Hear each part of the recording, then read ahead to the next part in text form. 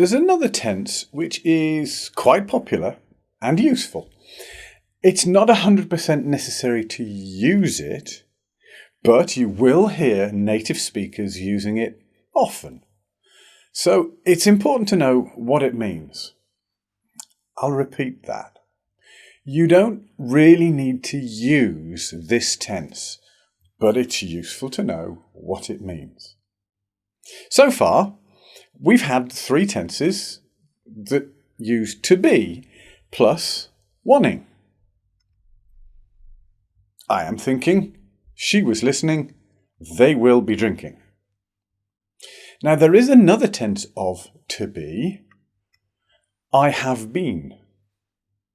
And we use it to make this last useful tense, I have been wanting.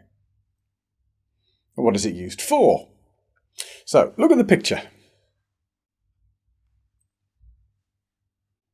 The X on the left is in the past, but the arrow reaches the present.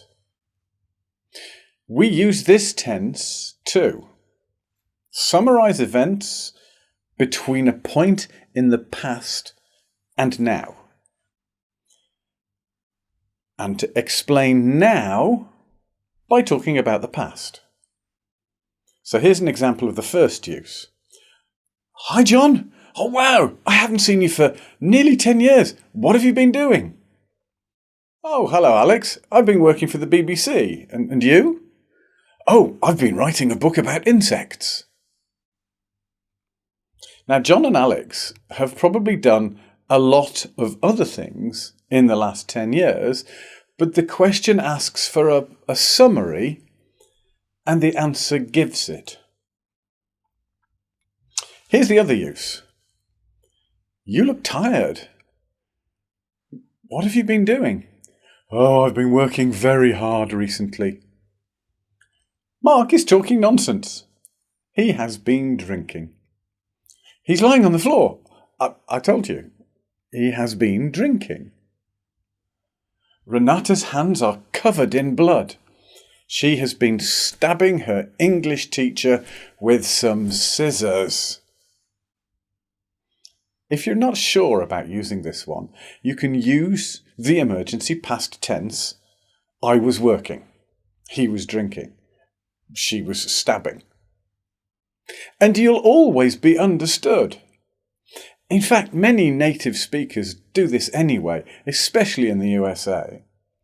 And in the next 20 years, this tense might disappear completely. So, in summary, the useful tenses. I know the whole picture is quite complex, but don't panic.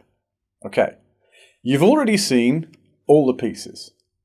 It's still just past, present, and future. The past uses 1, 2, and 3, and the more general you want to be, the bigger the number. In an emergency, you don't need to remember columns 2 and 3. And it's simpler than what they taught you at school. Most importantly, it's not a set of rules.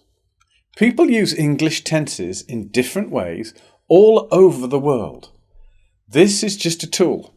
If you use it, you will not always be using the local version, but you will always be correct. And, more importantly, understood. Okay, that's all of the tenses, but only for making positive statements. We're going to take a break now to look at something else which is much simpler than most people think.